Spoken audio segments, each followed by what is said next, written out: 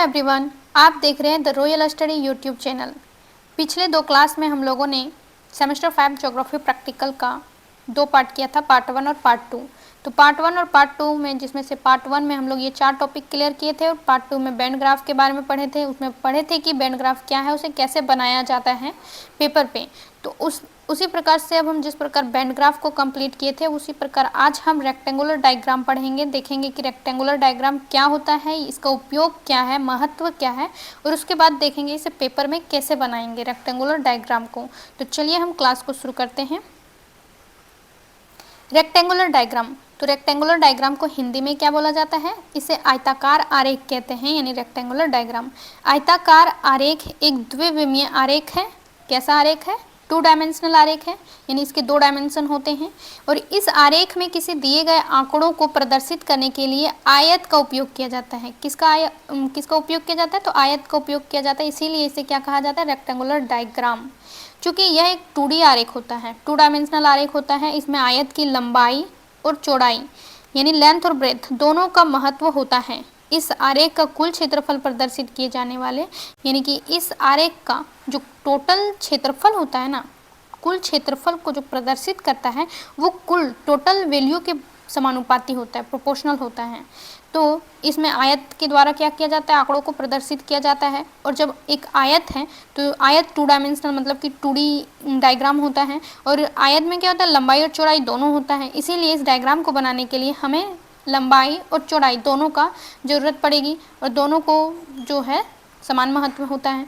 अब rectangular diagram जो होता है वो कितने टाइप्स के होते हैं? रेक्टेंगुलर डायग्राम जो होते हैं वो 2 प्रकार के होते हैं। एक होता है सिंपल रेक्टेंगुलर डायग्राम और दूसरा होता है डिवाइडेड रेक्टेंगुलर डायग्राम, जिसे हम कहते हैं विभाजित आयताकार आरेख, और इसे कहते हैं सिंपल यानी कि साधारण आयताकार आरेख। अब इसकी भौगोलिक उपयोगिता क्या है, यानी जियोग्राफिकल यूटिलिटी क्या है इसकी, यानी कि ज्योग्राफी में इसका महत्व क्या है, इसका क्यों उपयोग किया जाता है रेक्टेंगुलर डायग्राम का। तो भूगोल में आयताकार आरेख का उपयोग निम्नलिखित आंकड़ों को प्रभावशाली ढंग से दिखाने के लिए किया जाता है। किस लिए किया जाता है? इन आंकड़ों को जो नीचे दिए गए हैं कुछ एग्जाम्पल हैं, और उन आंकड़ों को दिखाने के लिए, उनको प्रभावशाली ढंग से दिखाने के लिए इसका उपयोग किया जाता है। किसका? रेक्टेंगुलर डायग्राम का।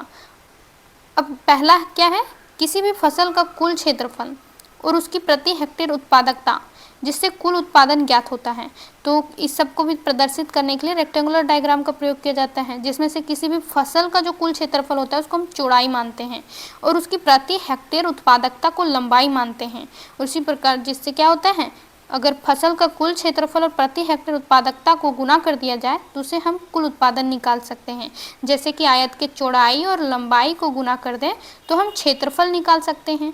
तो इसी से क्या बनता है? रेक्टेंगुलर डायग्राम बनता है। उसी प्रकार दूसरा क्या है कि किसी देश या राज्य की कुल जनसंख्या और वहाँ की प्रति व्यक्ति आय, जिससे कुल राष्ट्रीय आय प्रदर्शित होती है। जैसे हम किसी भी देश का टोटल जनसंख्या, कितने लोग रहते हैं वहाँ, अगर टोटल जनसंख्या निकाल लें और उन जनसंख्या में से प्रत्येक व्यक्ति जो है वो उनकी इनकम कितनी है, तो प्रत्येक व्यक्ति के इनकम को अगर दोनों को गुना कर दिया जाए तो उस देश या उस राष्ट्र का क्या हो जाएगा? कुल राष्ट्रीय आय निकल जाएगा। जैसे कि चौड़ाई और लंबाई को गुना करने पर आयत का क्षेत्रफल निकलता है। उसी प्रकार से तो इसको भी हम क्या करेंगे? रेक्टेंगुलर डायग्राम में दर्शा सकते हैं। उसी प्रकार से आयात निर्यात क्या होता है? उसी प्रकार से आयात निर्यात की मात्रा और उसकी प्रति इकाई मूल्य को दर्शाने के लिए भी रेक्टेंगुलर डायग्राम का प्रयोग किया जाता है। फॉर एग्जाम्पल के लिए अब हम एक एग्जाम्पल के द्वारा देखेंगे रेक्टेंगुलर डायग्राम बनाया कैसे जाता है। दिए गए आंकड़ों को एक साधारण आयताकार आरेख के द्वारा प्रदर्शित कीजिए। तो रेक्टेंगुलर डायग्राम हम लोग 2 टाइप्स के पढ़े थे, एक था सिंपल रेक्टेंगुलर डायग्राम और दूसरा था डिवाइडेड रेक्टेंगुलर डायग्राम। तो हम लोग जो ये एग्जाम्पल है वो सिंपल रेक्टेंगुलर डायग्राम का पढ़ेंगे। तो जिसमें से ये डाटा दिया हुआ है, आंकड़ा दिया हुआ है। किस चीज़ का आंकड़ा है? तो यहाँ पे अनाज है और अनाज का उत्पादन मिलियन टन में दिया हुआ है। तो अनाज में से जैसे चावल, गेहूँ, ज्वार, मक्का, बाजरा जो है, अब इसका उत्पादन कितना हुआ, मतलब मिलियन टन में। तो ये उत्पादन यानी इसका प्रोडक्शन दिया हुआ है।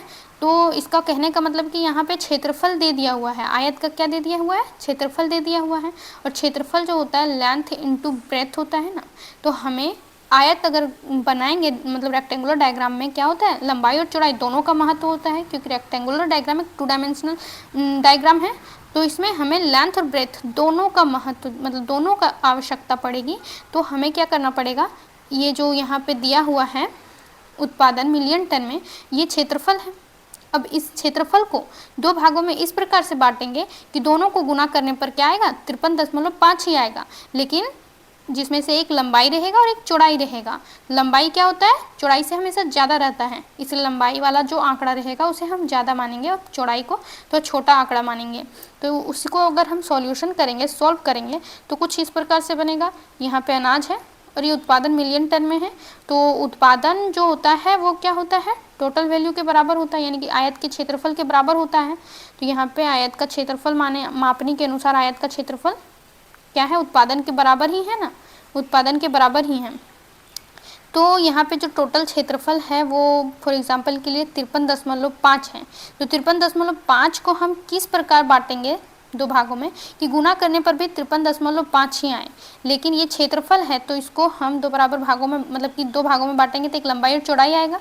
लंबाई क्या होता है, हमेशा ज़्यादा होता है चौड़ाई से, तो इसे हम मान लीजिए कि 10 में अगर इंटू करेंगे 5 इंटू 3 5 इंटू 3 5 तो क्या हो जाएगा, कितना आएगा, जब हम इसमें 10 को गुना करेंगे तो 53.5 आएगा ना, 53.5। तो जिसमें से 10 क्या रहेगा, लेंथ रहेगा, 5 इंटू 5.35 जो रहेगा वो उसका ब्रेथ रहेगा आयत का। तो इस प्रकार जैसे कि हम 53.5 का निकालें, उसी प्रकार हम सारे आयत मतलब कि सारे क्षेत्रफल से लंबाई चौड़ाई निकालेंगे सारे आयत के लिए, और हर अनाज को एक आयत से मतलब एक रेक्टेंगुलर से दिखाएंगे डायग्राम में।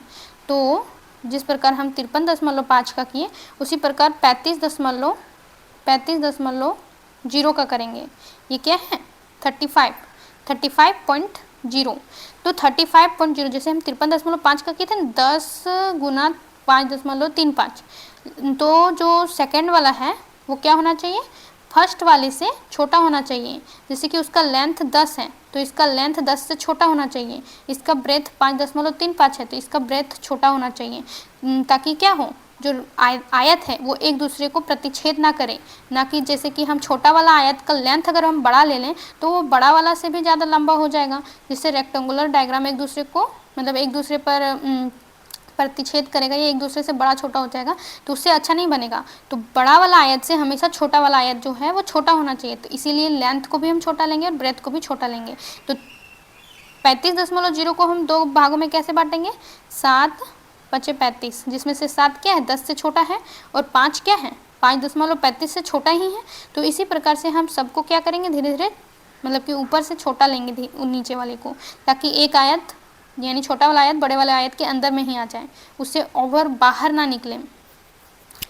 और इसी प्रकार 11.5 को हम क्या करेंगे, 11.5 का यहाँ पे 5 गुने 2.3 है। उसी प्रकार 6.5 का 4 गुना 1.62 है। इन दोनों को गुना करने पर क्या आएगा, इतना ही आएगा। अब 3.8 गुने 1.44 है तो इसको गुना करने पर 5.5 ही आएगा। अब 2 गुना 1 है, अब 2 गुना 1 को गुना करने पर 2.0 ही आएगा। जैसे कि सबका सिंपल था, लेकिन इसका क्या है, ये 3.8 गुने 1.44 है। यहाँ हम तीन इसलिए नहीं लिए क्योंकि अगर 3 लेंगे ना तो इधर जो चौड़ाई है, चौड़ाई 1.62 ऊपर वाला आयत से बड़ा हो जा रहा था, इसलिए इसमें 3.8 लेना पड़ा ताकि 1.44 आए, और 1.44 जो है वो ऊपर वाले आयत के चौड़ाई से छोटा है, इसलिए यहाँ पे 3.8 लिए हैं, 3 ना लेकर। यहाँ 3 भी लिया जा सकता था, लेकिन चौड़ाई क्या हो जा रहा था, ज़्यादा हो जा रहा था। तो अब इस आंकड़े की सहायता से जो हम यहाँ पे लंबाई और चौड़ाई निकाले हैं आयत का, तो इसी लंबाई और चौड़ाई के हेल्प से हम रेक्टेंगुलर डायग्राम बनाएंगे। अब कैसे रेक्टेंगुलर डायग्राम बनता है तो वो हम आगे देखेंगे। जैसे कि यहाँ पे बना हुआ है, इस प्रकार से डायग्राम बनेगा। तो ये आयताकार आरेख इसी को बोलते हैं। यहाँ पे जो दिख रहा है आयताकार आरेख है, और ये ब्रेथ है और ये लेंथ है। और इसी प्रकार से देखो, बड़े वाले आयत के अंदर में ही सारा छोटा आयत है, मतलब कि धीरे धीरे सबसे छोटा आयत है। अगर हम इस तरह नहीं लेते, अगर क्या होता कि बड़ा वाला आयत का लंबाई इतना है और छोटा वाला आयत का लंबाई क्या करते, चौड़ाई तो कम होगा, लेकिन मान लीजिए कि चौड़ाई इतना ही है और लंबाई इससे भी ज़्यादा बड़ा हो जाएगा, तो इस प्रकार से कुछ हो जाता। और फिर ऐसे हो जाता। मान लो चौड़ाई ज़्यादा ले लेंगे और लंबाई कम, तो इस प्रकार से, तो ये डायग्राम जो है वो ज़्यादा सुंदर नहीं दिखाई देगा और वो गलत डायग्राम होगा। क्या होगा? गलत। इसीलिए बड़ा वाला आयत जो होगा वो सबसे बड़ा हो जाएगा और उसके अंदर ही सारे छोटे छोटे आयत होंगे। अगर लंबाई और चौड़ाई को एक समान अनुपात में लेते जाएंगे तभी ऐसा बनेगा। तो यहाँ पे इंडेक्स दिया हुआ है और इंडेक्स में क्या है, जैसे कि सब में शेडिंग करेंगे, अलग अलग आयत बनाकर शेडिंग करेंगे और इससे क्या दर्शाया गया है, अनाज को दर्शाया गया कि कौन सा आयत में कौन सा अनाज है। तो ये चावल है, ये गेहूँ है, उसी प्रकार से ये ज्वार है, मक्का है, बाजरा है और जौ है। तो अलग अलग आयत को अलग अलग प्रकार से शेडिंग किया हुआ है, तो ये दर्शा रहा है कि ये कौन कौन से अनाज हैं। फिर यहाँ पे लिखना है production of serials in India 1978 to 79। उसके बाद सबसे ऊपर में हेडिंग डालना है जो कि सिंपल रेक्टेंगुलर डायग्राम होगा। तो इस प्रकार से डायग्राम बनेगा। अब इस डायग्राम को कैसे बनाएंगे वो हम आगे बताएंगे आप लोगों को, किस प्रकार से बनाकर दिखाएंगे। तो चलिए अब हम देखते हैं कि रेक्टेंगुलर डायग्राम को पेपर में कैसे बनाया जाता है। तो ये है पेपर, इसी पेपर में हमें सिंपल रेक्टेंगुलर डायग्राम जो है वो बनाना है। तो सबसे पहले हमें डाटा देखना पड़ेगा कि इसका डाटा क्या है। तो ये था डाटा, जिसमें से क्या है, यहाँ पे लंबाई और चौड़ाई है। इसी लंबाई और चौड़ाई के हेल्प से जो हमें आयत क्रिएट करना है, यानी रेक्टेंगुलर जो है वो बनाना है, रेक्टेंगुलर डायग्राम। तो फर्स्ट वाला आयत यानी कि चावल के लिए जो हम डायग्राम बनाएंगे, चावल के लिए जो लंबाई लेंगे वो कितना है 10 और चौड़ाई कितना है 5.35। तो ये सेंटीमीटर में लेंगे हम लोग, क्योंकि ये इकाई है। अब किसी में भी ले सकते हैं, तो सेंटीमीटर में लेना सबसे ज़्यादा बेटर होगा। तो 10 सेंटीमीटर और 5.35 सेंटीमीटर इतना लेंगे। तो 10 गुने 5.35 का एक आयत बना लेते हैं। तो सबसे पहले क्या करेंगे, यहाँ पे 10 सेंटीमीटर का क्या करेंगे, सबसे पहले लेंथ लेंगे आयत का, लंबाई जो कि 10 सेंटीमीटर का होगा। 1 2 3 4 5 6 7 8 9 10, ये यहाँ आया 10 सेंटीमीटर। ये 10 सेंटीमीटर तक आयत का लंबाई हो गया। अब चौड़ाई कितना था 5.35। तो इसे पूरा सीधा लेना है। तो ये पूरा सीधा, हाँ पूरा सीधा हो गया। तो इसको पूरा सीधा लेना है। 1 2 3 4 5 और 5.35 था, तो 5 यहाँ तक और 1 2 3 से थोड़ा सा ज़्यादा, ये 5.35 हो गया। अब इसे पूरा जितना लिए उसको पूरा बनाना है, जैसे कि ऊपर भी ढकना है नीचे भी ढकना है। 5.35 यहाँ भी इधर भी ले लेते हैं, पूरा सीधा होना चाहिए। 1 2 3 4 5 और 1 2 3 से थोड़ा सा ज़्यादा 5.35 हो गया। अब इसे जो है वो मिला देंगे। मिलाने पर क्या होगा, 10 सेंटीमीटर ही रहेगा इसका लंबाई, जैसे कि देखने से 1 2 3 4 5 6 7 8 9 10, ये हो गया। फर्स्ट आयत क्रिएट हो गया। अब सेकेंड का डाटा क्या है, तो सेकेंड वाला का डाटा है 7 गुने 5, यानी 7 × 5 का आयत बनाना है। तो 7 रहेगा लेंथ और 5 रहेगा इसका ब्रेथ। तो 7 लेंथ होगा, तो 7 कहाँ होगा, 1 2 3 4 5 6 7 यहाँ पे आ रहा है। यहाँ पे एक कट लगाएंगे। और इसकी चौड़ाई कितनी थी, तो चौड़ाई है 5, तो यहीं से हम 5 ले लेते हैं। 1 2 3 4 5, ये यहाँ होगा। अब इसको हम मिला देंगे। तो ये सेकेंड आयत बन गया। फर्स्ट आयत इस प्रकार से बना, अब सेकेंड आयत जो है वो इस प्रकार से बना। अब थर्ड का जो है, थर्ड किस चीज़ का है, ज्वार का। तो ज्वार के लिए जो डाटा है 5 × 2.3, यानी लेंथ 5 लेना है और ब्रेथ कितना है 2.3। लंबाई 5 सेंटीमीटर होना चाहिए और चौड़ाई 2.3 सेंटीमीटर होना चाहिए। तो अब इसे बनाएंगे। तो लंबाई कितना लेंगे 5 सेंटीमीटर। अब यहाँ देखेंगे तो 5 सेंटीमीटर, 1 2 3 4 5 यहाँ पे आता है। 1 2 3 4 5। अब 2.3 सेंटीमीटर चौड़ाई होना चाहिए। तो इससे क्या करेंगे, चौड़ाई 2.3 सेंटीमीटर लेंगे। 1 2 2.3, 1 2 3 यहाँ तक आ गया। अब इसे क्या करेंगे, मिला देंगे सीधा। इस प्रकार से थर्ड आयत भी बन गया हम लोग का। अब फोर्थ में क्या है, फोर्थ में है 4 इंटू 1.62 यानी कि 4 लंबाई रहेगा और 1.62 सेंटीमीटर चौड़ाई रहेगा। 4 1 2 3 4 यहाँ तक आता है और 1.62 इसका चौड़ाई होगा। 1.62 1 और 5 से थोड़ा ज़्यादा 6 तक, यानी कि यहाँ पे 1 है और 1 2 3 4 5 से 1 ज़्यादा 6। अब इसको मिला देंगे, इस प्रकार से मिला है। ये वाला भी बन गया, यानी कि ये किसका था, ये था मक्का का बन गया। रहा बाजरा का, तो बाजरा का डेटा कितना है 3.8 सेंटीमीटर इसकी लेंथ है और ब्रेथ है 1.44 सेंटीमीटर।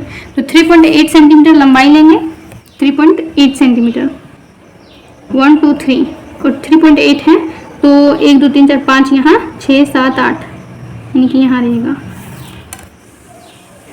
और इसकी चौड़ाई जो है वो कितनी थी 1.44 तो 1.44 जो रहेगा यहाँ पे 1 और 4 इतना तक आता है। अब इसका लेंथ 3.8 है, ये मिला दिए, हो गया। अब मात्र एक बचा है जिसका है 2 इंटू 1 है जो कि जो का है, तो 2 लंबाई लेना है 1 चौड़ाई लेना है। 2 सेंटीमीटर क्या होगा, इसका लंबाई रहेगा 1 2, तो यहाँ पे 2 सेंटीमीटर हो गया और 1 सेंटीमीटर इसकी चौड़ाई रहेगी। चौड़ाई कितना होगा 1 सेंटीमीटर होगा, 1 सेंटीमीटर ले लिए। अब इसे भी मिला देंगे, तो इस प्रकार से अलग अलग अनाज का जो है वो अलग अलग रेक्टेंगल बन चुका है। अब सारे रेक्टेंगल को हम पता तो नहीं कर पाएंगे कि कौन सा रेक्टेंगल जो है वो किस अनाज के लिए है, तो सारे रेक्टेंगल को हम क्या करेंगे अलग अलग मतलब प्रकार से शेडिंग करेंगे। तो अलग अलग प्रकार से शेडिंग, जैसे कि मान लीजिए हम इसको बिंदी बिंदी करके शेडिंग करेंगे, इसको इस प्रकार से शेडिंग करेंगे, अच्छे से करना है। इसको बड़ा बड़ा वाला बिंदी से कर सकते हैं, इसको प्लस से कर सकते हैं,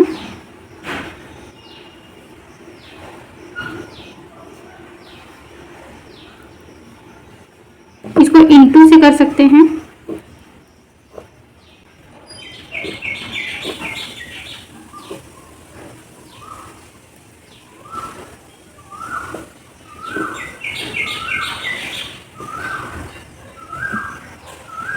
और इसको क्या करेंगे, इसको माइनस से कर देते हैं।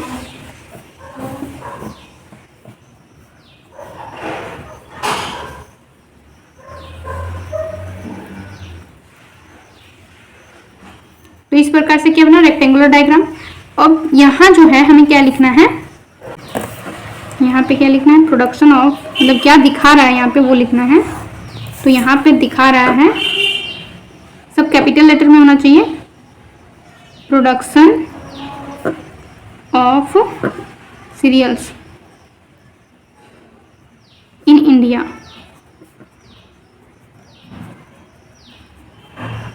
और ये यहाँ पे डेट देना है 1978 to 79 के बीच का प्रोडक्शन को दिखा रहा है। अब ये जो शेडिंग किए हैं, इस शेडिंग के बारे में जानने के लिए इसका इंडेक्स देना पड़ेगा। क्या देना पड़ेगा, इंडेक्स, ताकि ये पता चले कि कौन सा शेडिंग किस अनाज के लिए है। इंडेक्स को भी एक बॉक्स में भरा जाता है।